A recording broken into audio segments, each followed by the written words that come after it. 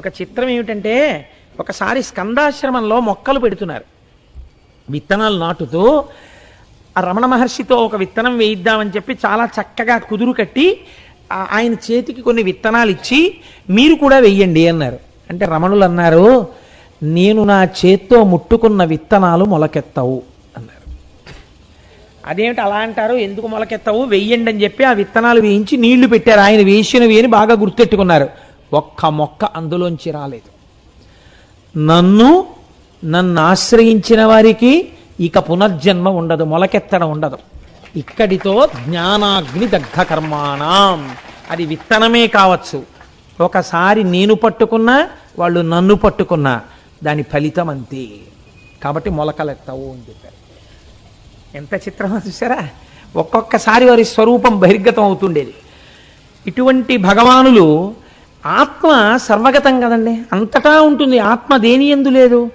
ఆయనని చిత్రం ఏమిటంటే, కోతులు విశేషంగా ప్రేమించేవి. కొన్ని వేల కోతులు ఉండేవిట అరుణాచలం కొండ మీద. ఇప్పుడు తగ్గిపోయాయి. ఆ అరుణాచలం కొండ మీద కొన్ని వేల కోతులుంటే ఒకానొకనాడు, ఇవాళ నేను మా ఇంట్లో మధ్యాహ్నం ఎప్పుడో నా భార్యని కూర్చోబెట్టి ఆ కోతుల కథలన్నీ మా ఆవిడికి చెప్పాను కూడా. ఉండి అనబడేటటువంటి ఒక కోతి, అది ఏదో అల్లరి చేసింది.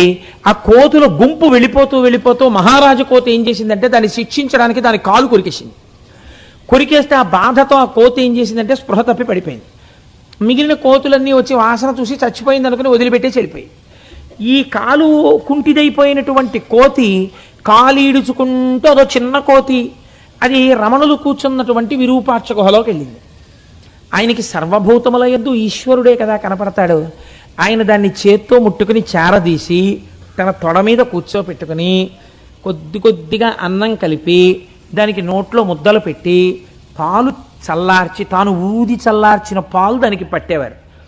అది బయటికి వెళ్ళడం మానేసి ఇంక రమణ మహర్షి దగ్గరే కూర్చోవడం మొదలెట్టింది. కొన్నాళ్ళు పోయిన తర్వాత దాని గుంపు మళ్ళీ వచ్చింది. ఈ కోతిని గుర్తుపెట్టి దాంతో తీసుకుపోయి, ఆ కోతికి ఎంత స్వాతంత్రం ఉండేదో తెలుసా అండి, ఎవ్వరూ లోపలికి వెళ్ళేవారు కాదు. అది మాత్రం చెంగున దూక్కుంటూ దాన్ని ఎవడడ్డు పెట్టగలడు. లోపలికి వెళ్ళిపోయి రమణ మహర్షి తొడ మీద ఎక్కి కూర్చునేది. అది చిత్రం ఏమిటో తెలుసా అండి, భగవాన్ ఒక మాట చెప్తుండేవారు, ఈ అరుణగిరి మీదకి వచ్చినటువంటి వాళ్ళందరూ సిద్ధులు, వాళ్ళు జన్మరాహిత్యం కోసమని అనకండి అనేవారు. అలా అన్నా సరే ఒకానొక రోజున పళనిస్వామి ఒక కుక్కని పట్టుకుని, చీ కుక్క, అస్తమానం రాకు నువ్వు అని తిట్టారు. అంతే, ఆ కుక్క వెంటనే పరిగెత్తుకుంటూ వెళ్ళి ఓ సరోవరంలో దూకి చచ్చిపోయింది. అంత చిత్రంగా ఉండేవి. రమణ మహర్షి మీద ఉన్నటువంటి బుక్స్, కామెంటరీస్ చదువుతుంటే మీరు తెల్లబోతారు నిజంగా. ఆయన బ్రహ్మజ్ఞాని, ఆయన తత్వం చూసి. ఆ కోతికి, ఈయన తొడ మీద కూర్చునే అలవాటు ఉన్నటువంటి కోతికి కాలు కొద్దిగా కుంటిదైపోతే బాగు చేయబడినటువంటి కోతి కాబట్టి దాన్ని ఒండి కోతి అని పిలిచేవారట. ఆ ఒండి కోతి మాత్రం వచ్చేసి రమణ మహర్షి ఒళ్ళో కూర్చునేది. దానికి శుచి శుభ్రత చాలా ఎక్కువట. అది కంచంతో అన్నం పెడితే ఆ అన్నం అది ఇలా కూర్చుని ఎక్కడ పడితే అక్కడ ఇలా తినేసి మెతుకులు పోసేది కాదు. అది చక్కగా కంచం పట్టుకుని ఒక చోటకెళ్ళి కూర్చుని ఏ చెంబులోనో గ్లాసులోనో గిన్నెలోకో వెళ్ళి చేతులు పెట్టి ఆ చేతులు కడిగేసుకుని ఓసారి కాళ్ళు కడిగేసుకుని చక్కగా కూర్చుని కంచం పట్టుకుని ఒక్క మెతుకు కింద పడకుండా ఒక్కొక్క ముద్ద తీసుకుని తిని ఆఖరణ కంచం అక్కడ పెట్టి చేతులు కాళ్ళు కడుక్కుని పారిపోతుండేది. అది ఒక రోజున వచ్చి రమణ మహర్షి తొడ మీద కూర్చుంటే ఆయన అన్నం ఉన్నటువంటి కంచం ఇచ్చారు. ఇది ఆ కంచం పట్టుకుని వెళ్ళిపోయి రోజు తిన్నట్టు తినడం మానేసి ఓ ముద్ద తినడం, ఇలా అంటూ ఉండడం, అన్నం కింద పడిపోతుండడం. ఈయన అన్నారు చూసి, ఏమే నీకు ఇంత శుచి శుభ్రత ఉండేది, వాళ్ళ అన్నం అలా జల్లుతున్నావు అన్నారు. అది ఆ కంచం అక్కడ పెట్టేసి పరిగెత్తుకొచ్చి తొడక్కి కూర్చుని ఆయన కుడికట్టి మీద కొట్టింది. గోళ్ళు ఇలా చీరుకున్నాయి. ఇక నుంచి నిన్ను నా తొడ ఎక్కనివ్వను, పోవతలకన్నారు. అప్పటి నుంచి అది దగ్గరికి వస్తే తొడెక్కద్దు, నా తొడెక్కద్దు అనేవారు. ఆ కోతి ఏం చేసిందో తెలుసా అండి, ఏడుస్తూ ఆయన కాళ్ళ మీద తలపెట్టి, ఆయన పాదాల మీద తలపెట్టి 2 చేతులతో లెంపలేసుకుని ఇంకెప్పుడు అలా అన్న తొడెక్కించుకోమని ఏడిచేది. ఆయన బాధపడలేక ఆఖరికి తొడెక్కించుకునేవారు. ఓ రోజున దానికి పాలు పడదామని, పాలు చల్లారుద్దామని ఊతున్నారు. ఆయనే తాగేస్తున్నారు అనుకుని అది ఏం చేసిందంటే భుజం మీద మళ్ళీ కొట్టింది. కానీ ఎవరిని, అంతటి మహాత్ముణ్ణి అయినా కూడా ఆయన పాపం ఆకలితో ఉందని దానికి పాలు పట్టేవారు. దానికి ఏంటంటే ఆయన చుట్టూ ఉడతలు తిరుగుతుండేవి, తొండలు తిరుగుతుండేవి. విచిత్రం ఏమిటంటే ఇటువంటి రమణ మహర్షి దగ్గర కుక్క ఆయన ఏ మాట చెప్తే ఆ మాట పాటిస్తూ జీవితాన్ని గడుపుతుండేది. జాక్ కనబడేటటువంటి కుక్క. ఆ కుక్క చాలా కాలం అలాగే ఉండి జబ్బడిపోయింది. జబ్బడిపోతున్నటువంటి కుక్క యొక్క స్వేదరంధ్రములలోంచి దుర్వాసనలు వస్తాయట మృత్యువు దగ్గరికి వస్తే. ఆ కుక్కకు అలా రాలేదు. ఆ కుక్క ఉత్తరాయణ పుణ్యకాలం వచ్చేంత వరకు అలాగే నిగ్రహించుకుంది. రమణ మహర్షి చెప్పారు, అది ఎంత సిద్ధపురుషుడో మీరు చూడండి, అది ఉత్తరాయణ పుణ్యకాలం వచ్చిన తర్వాత దేహత్యాగం చేస్తానంటోంది అన్నారు. ఉత్తరాయణ పుణ్యకాలం వచ్చిన తర్వాత రమణ మహర్షి ఒళ్ళో తల పెట్టుకుని అప్పుడు దేహత్యాగం చేసింది ఆ కుక్క. ఆ కుక్కకి ఒంటి నిండా విభూతి రాసి తల మాత్రమే కనపడేటట్టుగా తెల్ల పంచె చుట్టి గోతిని తీసి కర్పూరం వేసి అందులో కూర్చోబెట్టి సన్యాసిని భూస్థాపితం చేసినప్పుడు ఏ మంత్రాలు చదువుతారో అటువంటి మంత్రములతో దానికి సమాధి కట్టి జాక్ ది డాగ్ అని ఒక సమాధి ఇప్పటికీ ఉంటుంది. ఇప్పుడు ఉన్నటువంటి భోజనశాలకి పక్కకి వెడితే మీకు రమణాశ్రమంలో కనపడుతుంది. అలాగే వల్లి ది డీర్, అక్కడ ఒక హరిణము, ఒక లేడీ ఉండేది, దాని పేరు వల్లి. ఆ వల్లి రమణ మహర్షి అంటే దానికి ఎంత ఇష్టం. అది ఎప్పుడు రమణ మహర్షి దగ్గరికి వచ్చి ఆయన ఒళ్ళో తల పెట్టుకు పడుకునేది. అది ఒక రోజున ఆశ్రమం బయటికి వెళ్ళి తిరుగుతోంది. కొంతమంది మాంసాహారులు దాన్ని చంపేద్దామని దాని కాళ్ళ మీదకి రాళ్ళు విసిరారు. ఒక పెద్ద రాయి దాని కాలుకు తగిలి ఆ కాలు విరిగిపోయింది. విరిగిపోతే దాన్ని పట్టుకుని చంపబోతుంటే ఎవరో చూసి, అయ్యో అది ఆశ్రమంలో ఉన్నటువంటి జింక, విడిచిపెట్టమన్నారు. అది వచ్చి అలాగే జబ్బడిపోయి అలాగే రమణుల యొక్క ఒడిలో తల పెట్టుకుని ప్రాణం విడిచిపెట్టింది. అది ఒక సిద్ధపురుషుడు అని వల్లీ ది డీర్ అన్న పేరుతో దానికి ఒక సమాధి కట్టారు. మీరు ఇప్పటికీ ఈ రమణాశ్రమంలో భోజనాలు చేసేటటువంటి దాని పక్కన ఇవన్నీ మీకు కనపడతాయి. అలాగే లక్ష్మి, అసలు నాకు దాని గురించి చదువుతుంటే మాత్రం చాలా ఆశ్చర్యంగా ఉంటుంది. ఏమిట్రా వీటి అదృష్టం, మనకి ఎంత పుణ్యం చేసుకున్నాయిరా ఇవి అనిపిస్తూ ఉంటుంది. ఆ ఆవుని ఆశ్రమానికి తీసుకొచ్చిన కొత్తల్లో ప్లేగ్ వ్యాధి వచ్చి చిరుతపులులు తిరుగుతుండేవి తిరువണ്ണామలైలో. చిరుతపులులు తిరుగుతున్నాయని భయపడి అసలే అది చూడుతో ఉన్న ఆవుని దాన్ని ఊరు పంపించేశారు. దానికి దూడ పుట్టిన తర్వాత మళ్ళీ తీసుకొచ్చారు ఆవుని దూడని. ఆ ఆవు పేరు లక్ష్మి. ఆ ఆవు దూడ ఆశ్రమంలో ఉండేవి. చిత్రం ఏమిటంటే దానికి ఒకసారి గోశాల కడుతున్నారట. కడుతుంటే అది ఆశ్రమంలో రమణ మహర్షి దగ్గరికి వచ్చేసి ఆయన దగ్గరికి వచ్చి పేడ వేసేసి గట్టిగా అరిచి రోజుని ప్రదక్షిణం చేసి వెళ్ళేది ఆయనకి. అందరూ ఏమిటి ఆవింత అల్లరి చేస్తోందని చెప్పి తీసుకుపోబోయారు. రమణులు అన్నారు, ఎందుకు దాన్ని అలా లాగేస్తారో, అది నాకు ఏదో చెప్పుకోవాలనుకుంటోంది, చెప్పుకోనివ్వండి అన్నారు. అంటే దగ్గరికి తీసుకొచ్చారు. అది మోరలెత్తి ఇలా ఇలా ఇలా ఇలా అంది. దానికి ఇల్లు కట్టారట కదా, గృహప్రవేశం చేసుకుంటోందిట, అది గోశాలలో కెడుతోందిట, నన్ను ముందు అడుగు పెట్టమంటోంది, నన్ను రమ్మంటోంది అన్నారు. అది రమణులు పైన వేసుకున్నటువంటి ఉత్తరీయాన్ని నోటితో లాగి ఆయన ముందు నడిచి వెడితే అప్పుడు తను సంతోషంగా గోశాల ప్రవేశం చేసింది ఆ లక్ష్మి. ఎంత చిత్రమో తెలుసా అండి. ఎంతమంది జనం ఉండనివ్వండి, ఆ ఆవు మాత్రం రోజు భగవన్ కూర్చున్న చోటుకొచ్చి ఆయన చుట్టూ ప్రదక్షిణం చేసి, అమ్మా లక్ష్మి వచ్చావా అని అడిగేవారట. చుట్టూ తిరిగి ఆయనకు నమస్కారం చేసుకుని వెళ్ళిపోతుండేది ఆవు. దానికి ఒక్కసారి ముక్కుకి తాడేశారు. అది ఎంతమంది పట్టుకున్నా ఆగకుండా ఆశ్రమంలోకి వచ్చేసి ఆయన కూర్చున్న చోటికి పెద్ద పెద్ద అరుపులు అరుచుకుంటూ వచ్చేసి ఆయన దగ్గర కూర్చుండిపోయింది. కూర్చుండిపోతే వెనక నుంచి వీళ్ళందరూ వచ్చారు.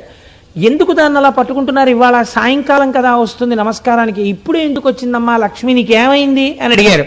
అడిగితే అది దాని ముక్కు చూపించి ఇలా ఇలా ముక్కు చూపించింది.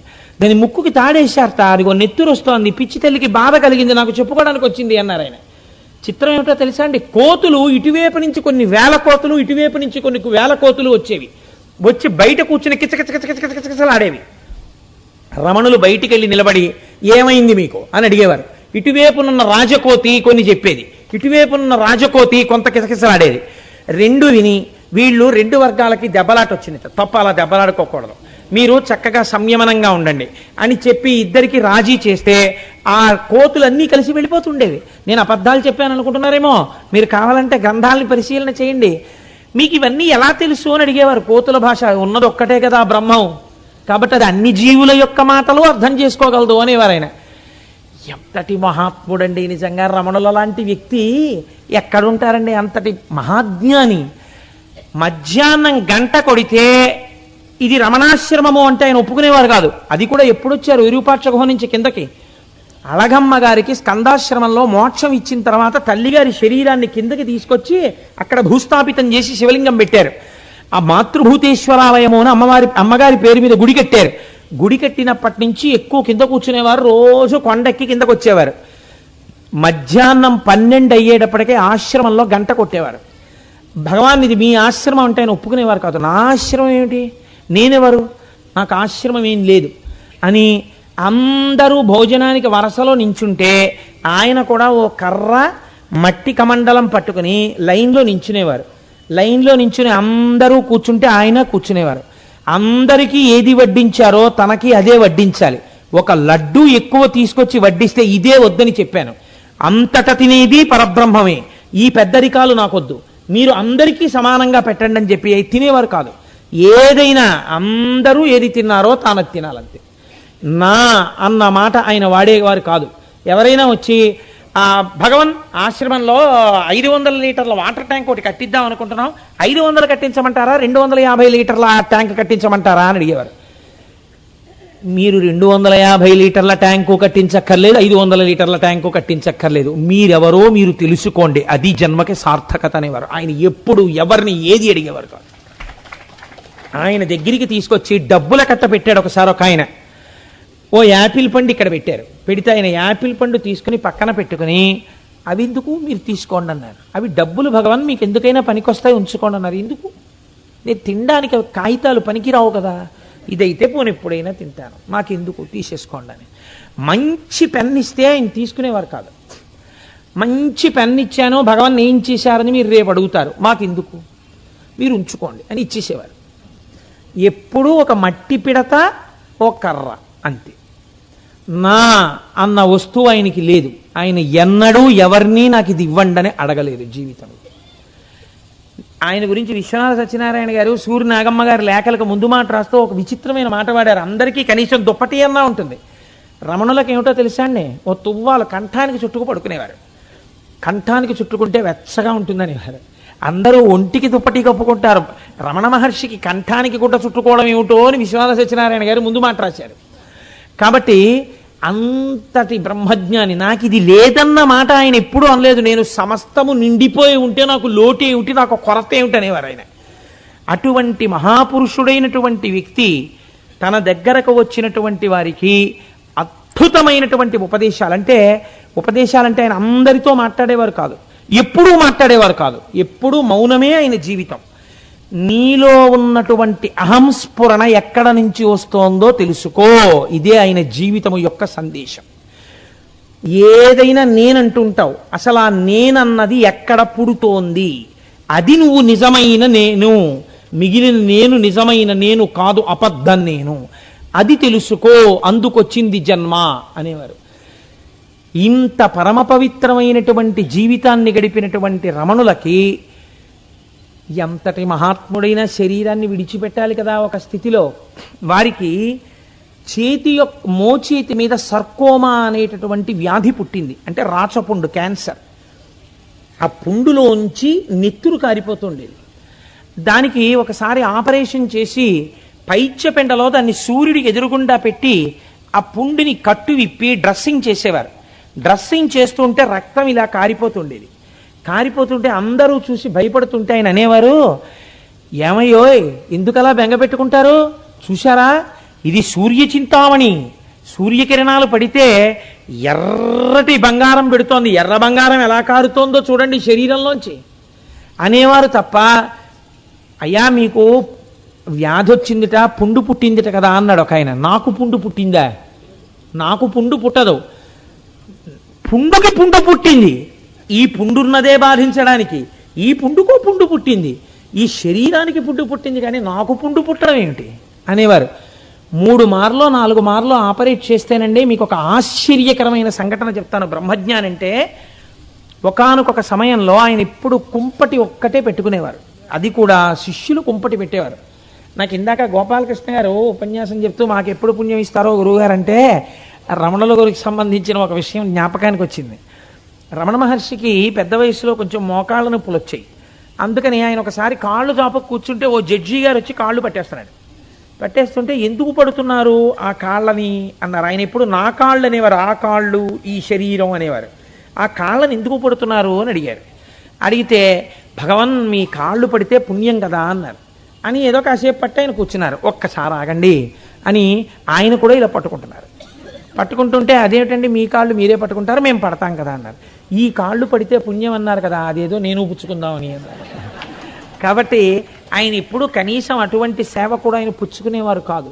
అటువంటి రమణ మహర్షి గురించి చెప్తూ శుభ్రంగా భార్యకి భర్తకి కూడా కేంద్ర ప్రభుత్వంలో రాష్ట్ర ప్రభుత్వంలో ఈశ్వరుడు 2 ఉద్యోగాలు ఇచ్చి నన్ను చతుర్భుజుణ్ణి చేసి 4 చేతుల సంపాదింపచేస్తుంటే ఉన్న 2 పిల్లలకి మంచి చదువు ఈశ్వరుడు ఇస్తే 500 రూపాయల పూజకు కట్టడానికి నాకు తెగులా?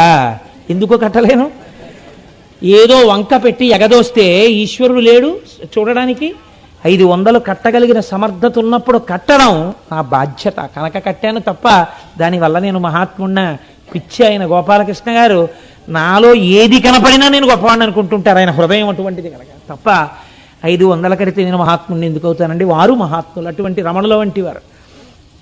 కనుక చూడండి, ఆయనకి సర్కోమా పుడితే దీనికి పుండు కొయ్యాలనుకుంటున్నారా? దీని పుండు కోసుకోవాలనుకుంటే దీనికి ఎనస్థీషియా అక్కర్లేదు, మీరు ఆ పుండుని కోసుకోవచ్చు, నాకేం అభ్యంతరం లేదని ఎవరు ఆయన ఎనస్థీషియా ఇవ్వకుండా ఆపరేట్ చేసుకోమన్నారు. విచిత్రం ఏంటంటే ఆయన వచ్చిన తర్వాత ఇంకా తిరువన్నామలై విడిచిపెట్ల ఆపరేషన్ థియేటర్ కంప్లీట్గా చెన్నై నుంచి తిరువన్నామలై తీసుకొచ్చి తిరువన్నామలైలో ఫిక్స్ చేశారు. ఫిక్స్ చేసి ఆయనకు ఆపరేషన్ చేశారు. చేసిన తర్వాత ఒక విచిత్రం జరిగింది. ఆయనకి బాగా వేడి తగిలితే మంచిదని హీటర్స్ తీసుకొచ్చి చుట్టూ పెట్టారు, ఒక గదిలో పెట్టి అందరూ ఆయన డిస్టర్బ్ చేయకండి, ఎవరు లోపలికి వెళ్ళకూడదు అని తలుపులు వేసేసి అందరూ బయటికి వెళ్ళిపోయారు. ఆయన లోపల కూర్చున్నారు. తెల్లవారిన తర్వాత కాసేపు దర్శనం చేసుకొస్తామని చెప్పి ముఖ్యమైన వాళ్ళు లోపలికి వెళ్ళారు. అందులో బాగా భక్తి ఉన్న ఒక తల్లి సూరి నాగమ్మ గారని ఆవిడ చూశారు. చూసేటప్పటికి ఒళ్ళంతా దద్దుర్లెక్కిపోయింది, ఎర్రటి తట్లు తీరిపోయి పండు విడిపోయినట్టు విడిపోతోంది శరీరం. అసలు ఆ బాధ వేరొకడు తట్టుకోలేడు. ఆయన్ని అడిగింది ఆవిడ, ఎందుకు అలాగా మీకు ఏమిటి ఒళ్ళంతా అన్ని దద్దుర్లెక్కిపోయింది ఏంటి అని అడిగారు. అడిగితే రాత్రి వీళ్ళు ఇవేవో తీసుకొచ్చి 4 హీటర్లుట పెట్టారు నా కోసం, అంత ఖర్చు పెట్టి దాంట్లోంచి సెగలు వచ్చేసాయి, ఆ వేడిని ఇది భరించలేక ఇది ఇలా బొబ్బలెక్కిపోయింది అన్నారు. అంటే వాళ్ళు కళ్ళమ్మట నీళ్లు పెట్టుకుని మేము చెప్పింది ఏమిటి, హీటర్లు పెట్టినప్పుడు తెరలడ్డు పెట్టి పెట్టమని చెప్పాం, తెరలు లేకుండా హీటర్లు అంత దగ్గరగా పెడతారా, ఎంత పొరపాటు పని చేశారని అడిగితే ఆయన అన్నారు, పాపం వాళ్ళు నాకొక్క కుంపటే పెట్టచ్చు, ఏదో నా కోసం ఇంత కష్టపడి 4 హీటర్లు పెట్టి అంత ఖర్చు చేస్తుంటే వాళ్ళని ఇబ్బంది పెట్టి రాత్రి వేళ లేపి నాకు వేడిగా ఉందని మళ్ళీ ఏమిటి, ఏదో ఇది అలా వేడిని పొందుతోంది, పోనివ్వండి, ఏదో అది అలా వేడిని పొంది ఇదేదో బాధ పెడుతోంది, ఏమిటో దాని బాధ అలా సాక్షిగా చూస్తూ ఉన్నాను, ఏదో బాధపడిందేమో అలా వికారాన్ని పొందింది అన్నారు. ఎవరు అనగలరు, ఎవరు ఉండగలరు ఇలా? ఇందుకే నేను అన్నాను, ఏ బ్రహ్మజ్ఞాని should not be imitated, cannot be imitated. ఈ స్థితిలో 4 మార్లు ఎన్ని మార్లు ఆపరేట్ చేశారు ఆయనకి. అది మెల్లమెల్లగా పెద్దదైపోయి అలా నిరంతర రక్త ప్రవాహం అయిపోయేది. సూదులేసి కట్టారు, జలగలు కనిపించారు. విచిత్రం, చెడు రక్తం తాగేస్తాయని ఆఖరణ ముగ్గేసి ఆ జలగలు లాగేస్తే ఒక జలగ మాంసపు ముక్కతో వచ్చేసింది, కింద పడేస్తే ఆ జలగలు కదలకుండా అలా ఉంటే ఆయన అన్నారు, ఓహో ఈ జలగలకు కూడా బ్రాహ్మీ స్థితి వచ్చిందనేవాడు. అది విచిత్రం. 104 జ్వరం వచ్చి సోఫా మించి లేవలేక తడబడిపోతుంటే శరీరం, భగవాన్ మీరు పోతారేమోనని మాకు భయంగా ఉందంటే, నేను పోవడానికి చోటు ఎక్కడుంది, నేను అంతటా నిండి ఉన్నాను అనేవారు. అంటే ఆత్మగా ఇది పడిపోతుందేమో, ఇది పడిపోవడం సహజం, నేనెక్కడికెడతాను, నేను ఇప్పుడు ఉంటాను, అంతటా ఉంటాను. కాబట్టి ఇప్పుడు కూడా రమణులు ఇక్కడ కూడా ఉండి వింటూనే ఉన్నారు, మనందరం చెప్పుకుంటున్నది కదండి. ఈ స్థితిలో మహానుభావుణ్ణి లేచి పట్టుకోబోయారు కొంతమంది. అప్పుడు కూడా చూడండి ఆయన ఉపదేశం ఎంత చిత్రంగా ఉంటుందో, మీరు నన్ను పట్టుకోబోయే ప్రయత్నంలో నన్ను పడేస్తారు, ఇది నటరాజస్వామి తాండవం చేస్తోంది. 104 జ్వరంతో ఒళ్ళు తూలిపోతుంటే అబ్బో దీనికి నటరాజ తాండవం అబ్బినదే అన్నారు ఆయన. తప్ప 104 జ్వరంతో ఇది వేగిపోతోంది అనలేదు ఆయన. ఇంకా ఆశ్చర్యకరమైన సంఘటన మీకు చెప్పనండి. కన్నీళ్లతో రాసుకున్నారు సూర్యనాగమ్మ గారు. సూర్యనాగమ్మ గారి జీవితం ఒక విచిత్రమైన జీవితం. నాకైతే అనిపిస్తుంది సూర్యనాగమ్మ గారు లేకపోతే రమణ మహర్షి అప్పుడప్పుడు మాట్లాడిన మాటలు మనకి తెలిసి ఉండేవి కావు. ఆవిడ ఆశ్రమంలో ఏ రోజు జరిగిన విషయం ఆ రోజు అన్నగారికి ఉత్తరం రాసి పోస్ట్ చేస్తే అవే సూర్యనాగమ్మ గారి లేఖలోని కొన్ని వాల్యూమ్స్గా పబ్లిష్ అయ్యాయి. దానివల్లే మనకి ఎన్నో విషయాలు తెలుస్తుంటాయి భగవాన్ ఎప్పుడేం మాట్లాడారో. చిత్రం ఏమిటంటే సూర్యనాగమ్మ గారు 9వ ఏట తండ్రి చచ్చిపోయారు, 10వ ఏట తల్లి చచ్చిపోయారు, 11వ ఏట పెళ్లి చేశారు, 12వ ఏట భర్త చచ్చిపోయారు.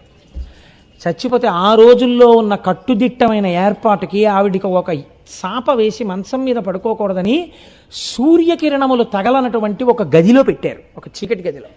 ఆవిడ చాప మీద పడుకుని ఉండేవారు. ఆ రోజుల్లో ఎవరైనా పరామర్శకు వస్తే మామూలుగా మాట్లాడకూడదు, ఏడవాలి. కాబట్టి ఎన్ని నెలలైనా వస్తూనే ఉండేవారు. వచ్చినప్పుడల్లా ఈవిడ పని ఏమిటంటే ఏడవడమే. ఉప్పు కారం లేకుండా 12, 13వ ఏటనే వితంతు అయింది కాబట్టి ఆజన్మ బ్రహ్మచర్యాన్ని పాటించాలి కాబట్టి ఆవిడికి సరి అయినటువంటి ఆహారం పెట్టేవారు కాదు. పెట్టకపోతే ఏడ్చి ఏడ్చి ఏడ్చి ఏడ్చి కళ్ళు అట్టలు కట్టి ఆ చాప మీద పడుకుని పడుకుని పడుకుని ఆఖరికి ఆవిడ బల్లెంత అయిపోయారట. ఆవిడ ఒక రోజున అనుకున్నారట, ఏడవడానికి తప్ప ఈ జీవితం ఇంకా ఎందుకు, ఇక ఈ జీవితానికి బ్రహ్మచర్యము తప్ప వేరొకటి లేదు, ఈ జీవితానికి బిడ్డలు లేరు, ఈ జీవితానికి ఉద్ధరించేవాళ్ళు లేరు, ఇది ఏం చేస్తుంది ఒక గదిలో ఇలా ఉండి ఉండి ఉండి ఉండి ఒక రోజున పడిపోతుంది, ఆ రోజున తీసేస్తారు దీన్ని అనుకున్న ఆవిడ అనుకున్నారట. ఎందరో సిద్ధపురుషులు పుట్టారంటారే, ఎందరో మహాత్ములు పుట్టారంటారే, నా జీవితంలో పోనీ భర్త లేకపోవడం బిడ్డలు లేకపోవడమే నాకు వరప్రసాదమై ఒక మహాత్ముడైన గురువుని సేవించి నేను తరించిపోవడానికి వీలుగా నన్ను అనుగ్రహించగలిగిన గురువే లేడా ఈ దేశంలో అనుకుని పడుకున్నారట. ఆ రోజు ఆ గదిలో ఇదొక దరిద్రం, 10 నిమిషాలు పిలిస్తే చోకప్ అయిపోతుంది. ఆవిడ ఆ రోజు రాత్రి పడుకుంటే రాత్రి ఒక పద్మాసనం వేసుకున్నటువంటి ఒక వ్యక్తి వెలిగిపోతూ ఆవిడ గదిలో మౌనముద్రలో నవ్వుతూ సాక్షాత్కరించారు. నేను నిన్ను ఉద్ధరిస్తాను, కంగారు పడవద్దు అని చెప్పినట్టుగా అయింది. ఆవిడ సంతోషపడి తప్పకుండా నేను ఉద్ధరింపబడతాను అని ఆనందించి, బహుశా ఇవాళ రమణులు ఒకటి అనుకుని ఉంటారు, దేహాత్మ భావన లేని నా గురించి చెప్పడానికి ప్రయత్నిస్తున్నావు కదా, నీ కంఠాన్ని నీ శ్వాసనాళాల్ని ఇబ్బంది పెట్టినా నువ్వు చెప్తావా గంటన్నరా, అలా చెప్పగలిగితేనే నువ్వు నా గురించి చెప్పడానికి అర్హుడవు, లేకపోతే నీకు అర్హత లేదు. నువ్వు అలా 8:30 వరకు చెప్పు, చూస్తాను, చెబితే నేను సంతోషిస్తాను, నీకు ఈ పాటి భావం అయినా అబ్బిందని అనుకుని ఉంటారు. అందుకే ఎప్పుడూ లేనిది రాగానే అగరత్తులు ఏమిటి, దానికి అంత కంఠం వరకు మండిపోతూ అప్పుడే పడి సొంబట్టేయడం ఏంటి. కాబట్టి ఆ సూర్యనాగమ్మ గారికి కనపడినటువంటి వ్యక్తి తదనంతర కాలంలో వాళ్ళ అన్నగారికి ట్రాన్స్ఫర్ అయితే పాపం ఆవిడ విజయవాడ వెళ్ళారు. విజయవాడ వెడితే ఆవిడ ఎప్పుడైనా బయటకు వచ్చి ముగ్గేసేవారు. ముగ్గేస్తే ఆ సాటి స్త్రీలు అనేవారట, బాలవితంతువు భర్త పోయాడు ఇంకా తల జుత్తు ఏమిటని అడిగేవారు. ఆఖరికి ఆవిడ లోకం బాధపడలేక, అన్నయ్య నీ చేతులతో నువ్వు ఎలాగో నాకు శిరోముండనం చేయించలేనంటున్నావు, పోన్లే నన్ను వెంకటరమణుడి దగ్గరికి తీసుకెళ్ళు, వెంకటాచలంలో తలనీలాలు ఇచ్చేస్తాను, నీకు అభ్యంతరం ఉండదు కదా, శిరోముండనం చేయించుకొస్తాను అన్నారట. అంటే వాళ్ళ అన్నగారు చాలా బెంగ పెట్టుకుని పాపం ఆవిడ్ని తీసుకెళ్లారు. కొన్ని చాలా బాధగా ఉంటాయండి చదివినప్పుడు. ఆవిడ్ని తీసుకెడితే వెంకటాచలం, తీరా విచిత్రం ఏంటంటే వీళ్ళు కొండెక్కుదాం అనుకునే వేళకి బంధువుల్లో ఎవరికో ప్రసవమైంది కాబట్టి జాతాశౌచం వచ్చింది, కొండెక్కడానికి వీల్లేదని వెనక్కి వచ్చేసారు. ఇది వెంకటరమణుడి ఆజ్ఞ, నా జుత్తు తీసుకునే అవకాశం లేదేమో అనుకున్నారు ఆవిడ. తరువాతి కాలంలో ఒకసారి ఆవిడ తిరువణ్ణామలై వెళ్ళారు. అసలు లోకం తెలియని ఆడపిల్ల వెళ్ళి ఏదో నానా కష్టాలు పడి మొత్తం మీద తిరువణ్ణామలైలో రమణాశ్రమానికి వెళ్ళారు. ఇప్పుడు అసలు పరపురుషుణ్ణి పలకరించడం, ఎదురుగుండా నిలబడ్డం ఆవిడికి తెలియదు. 5-6 రోజులు రోజు భగవాన్ కూర్చునేటటువంటి సోఫా దగ్గర కూర్చుని ఉండేవారు. ఆయన ఈవిడితో మాట్లాడేవారు కాదు, ఈవిడ ఆయనతో మాట్లాడేవారు. అసలు ఆయన ఎప్పుడూ మాట్లాడేవారు కాదు, ఎప్పుడో ఒక్కసారి మాట్లాడేవారు అంతే. ఒక రోజున పక్కనున్న ఒకరు చెప్పారు, ఈవిడ సూరి నాగమ్మ గారండి, విజయవాడ నుంచి వచ్చారు. మీరు సూరి నాగమ్మ గారా, విజయవాడ నుంచి వచ్చారా, తెలుగువారా అని తెలుగులో అడిగారు. ఆ మాత్రానికి ఆవిడ పొంగిపోయారు. పొంగిపోయి ఒక వారం రోజులు ఉన్న తర్వాత అసలు నిజమైన సద్గురు అంటే ఈయనే అని తెలుసుకొని వదిన గారికి పురుడు పోయడానికి వెళ్ళి మళ్ళీ తిరిగి వచ్చి ఇంకా ఆ రమణాశ్రమంలోనే ఉంటూ ఆవిడ ఎంత చేశారో మహాతల్లి. ప్రతిరోజు ఎప్పుడైనా రమణులు మాట్లాడితే రాసేవారు. రమణాశ్రమంలో నియమం ఏమిటో తెలుసా అండి? సూర్యోదయమై బాగా పొద్దెక్కితే తప్ప, అప్పటికి రమణులు ఎంత వయస్సు అండి, వృద్ధులైపోయి గోచి పెట్టుకుని కమండలము కర్ర పట్టుకుని తిరుగుతుండేవారు. అయినా సరే తాను పవిత్రంగా ఉండడం కాదు, లోకమునకు కూడా అలా ఉంచాలి. అందుకే సూర్యాస్తమయం అయితే 6 అయితే ఆశ్రమంలో ఆడది ఉండరాదు.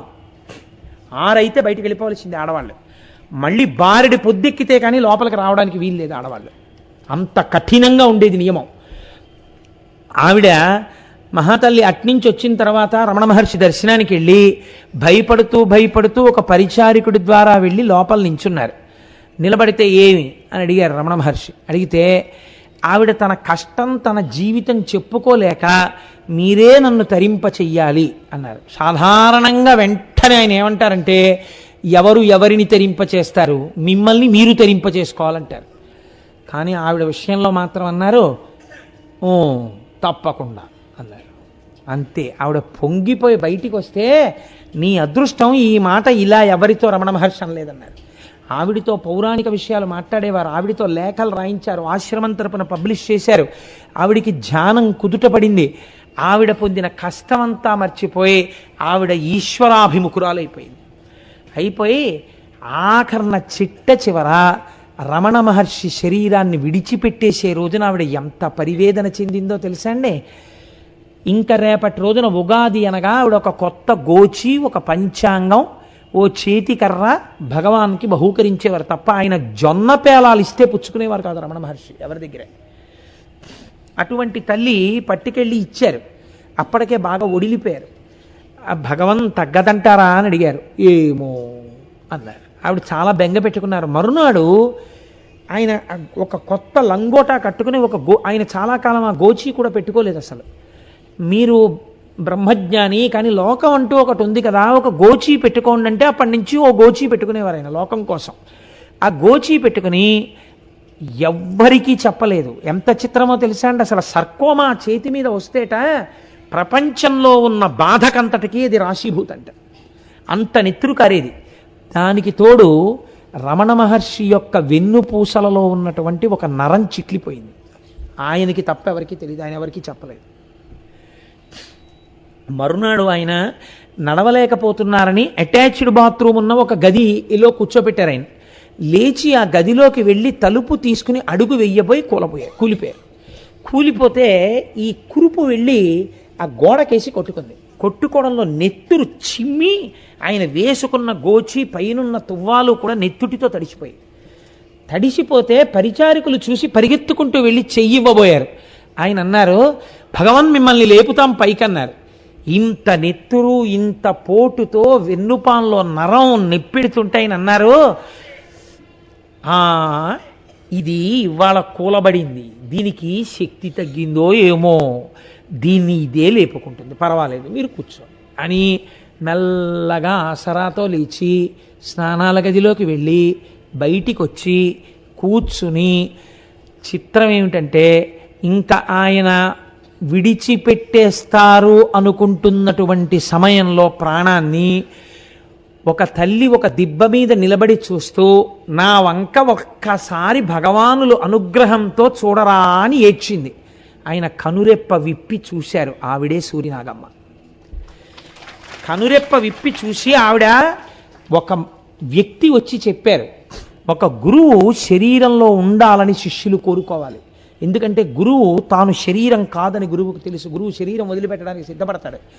కానీ గురువు శరీరంలో లేకపోతే శిష్యులకి బోధ అందదు. కాబట్టి గురువు శరీరంలో ఉండాలని శిష్యులు కోరుకోవాలి. ఆ గురువు శరీరం ఇంకా ఉండడానికి వీలు లేనంత రీతిలో బాధపడిపోతుంటే అయినా అలా ఉండాలని కోరకూడదు. తేలికగా వెళ్ళిపోవాలనే కోరాలి.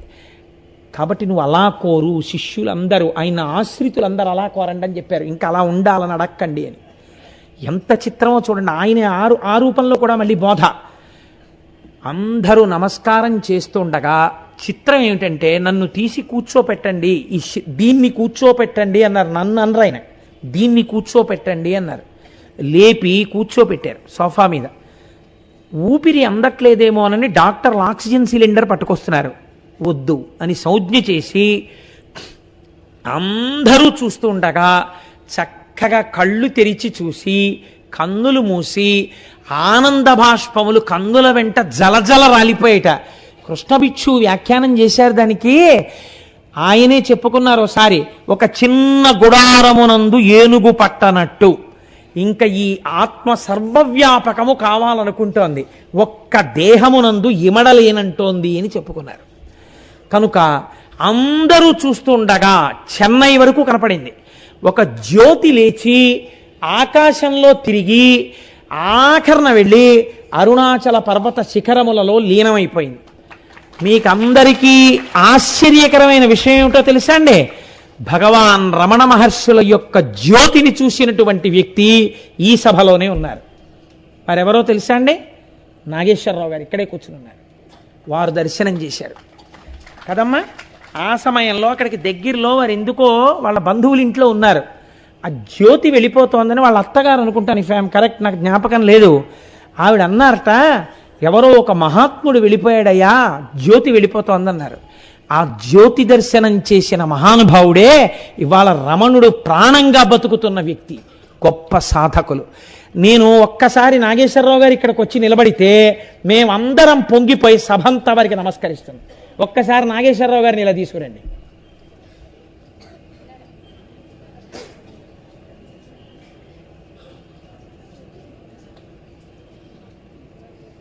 అయ్యా వచ్చారా? రండి, మెల్లిగా రండి, మెల్లిగా రండి, తొందరపడకండి.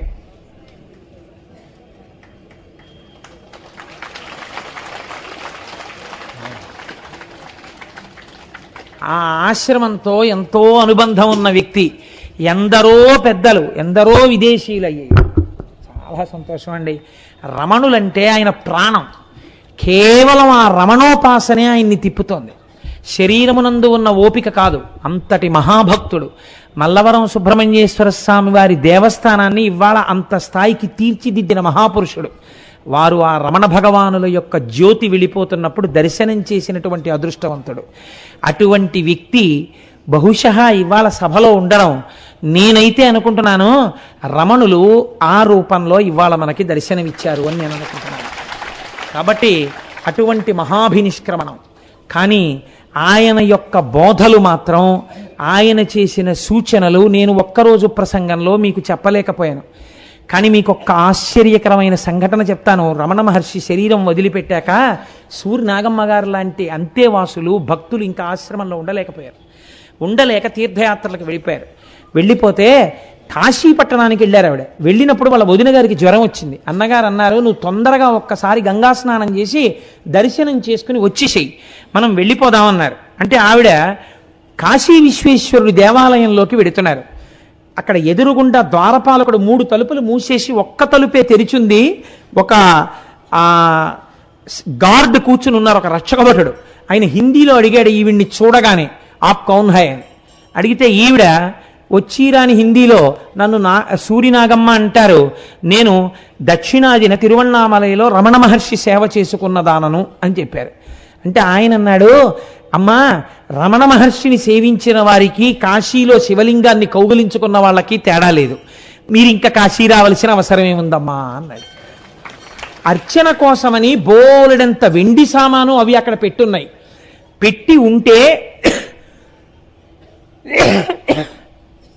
ఆ రక్షక భటుడు అన్నాడు, అమ్మా నేను ఇప్పుడే బయటికి వెళ్ళి పని మీద మళ్ళీ వస్తాను, మీరు ఇక్కడ కొంచెం సేపు ఒక్క 5 నిమిషాలు నిలబడగలరా అని అడిగాడు. తప్పకుండా ఉంటానని ఆవిడ అక్కడ నిలబడ్డారు. వెళ్ళిపోయినటువంటి ఆ రక్షక భటుడు ఒక గంటన్నర తర్వాత మళ్ళీ వచ్చాడు. వచ్చి, అమ్మా ఎంత వెండి సామానుందో తెలుసా అండి, ఒక ఆడదాన్ని పెట్టి వెళ్ళిపోయాడు. వెళ్ళిపోతే ఈవిడ వెళ్ళేటప్పటికి అన్నగారు కంగారు పడుతున్నారు, గంగా ప్రవేశం చేసేసిందేమో ఈవిడని. అమ్మాయి ఇంతసేపు ఏమైందమ్మా, ఎక్కడికి వెళ్ళావని అడిగారు. అన్నయ్య, అనుకోకుండా ఇవాళ కాశీ విశ్వేశ్వరుడు తన సమక్షంలో నన్ను 1 గంటన్నర నిలబెట్టుకున్నాడు అన్నయ్య అన్నారు. అమ్మా, నీకు అక్కడ ఉన్న ద్వారపాలకుడు ఇచ్చినటువంటి సూచన నీ చెవిన అందలేదా? ఏ రమణులను నువ్వు సేవించావో తత్ఫలితమే కాశీ విశ్వేశ్వరాలయములో విశ్వేశ్వరలింగమును, విశ్వేశ్వర సామాగ్రిని 1.5 గంటల సేపు కాపు కాసే అదృష్టాన్ని ఈశ్వరుడు నీకిచ్చి ఈ జన్మలో నీ పాపాన్నంతటినీ క్షయం చేసి తనలో నిన్ను కలుపుకోవడానికి విశ్వేశ్వరుడు అంగీకరించాడనడానికి ఇది సూచన. రమణుల సేవ ఎంత గొప్పదో చూశావా, నామం ఎంత గొప్పదో చూశావా అని అడిగారు. ఆయనని నమ్మిన వాళ్ళకి, ఆయనకి నమస్కరించిన వాళ్ళకి ఆయన పెట్టిన భిక్ష అటువంటిది. కనుక అటువంటి భగవాన్ రమణుల యొక్క మూర్తి ప్రతి ఇంట ఉండాలి. అందరం తిరువణ్ణామలై వెళ్ళాలి, అందరం గిరి ప్రదక్షిణం చెయ్యాలి, అందరం మన పిల్లలకు అటువంటి మహాపురుషుడు గురించి చెప్పాలి. వారు సూరినాగమ్మ గారి లేఖల పుస్తకం తప్పకుండా ఇంట్లో ఉంచుకోండి, సులభ శైలిలో ఉంటుంది. చక్కగా వారు ఎప్పుడెప్పుడేం మాట్లాడారో చదువుతూ ఉంటే మీరు రమణాశ్రమంలో ఉన్నట్టుగా ఉంటుంది. మీరు చక్కగా పుస్తకాలు చదవండి, రమణుల యొక్క అనుగ్రహాన్ని మనం పొందుదాం. అందరం ఇవాళ కూడా 3 మార్లు వారు గిరి ప్రదక్షిణం చేయండి, గిరి ప్రదక్షిణం చెయ్యండి అని తరచు చెప్పేవారు. కనుక 3 మార్లు ఆ అరుణాచల నామాన్ని చెప్పి మనం బయలుదేరదాం. అరుణాచల శివ అరుణాచల శివ అరుణాచల శివ అరుణాచల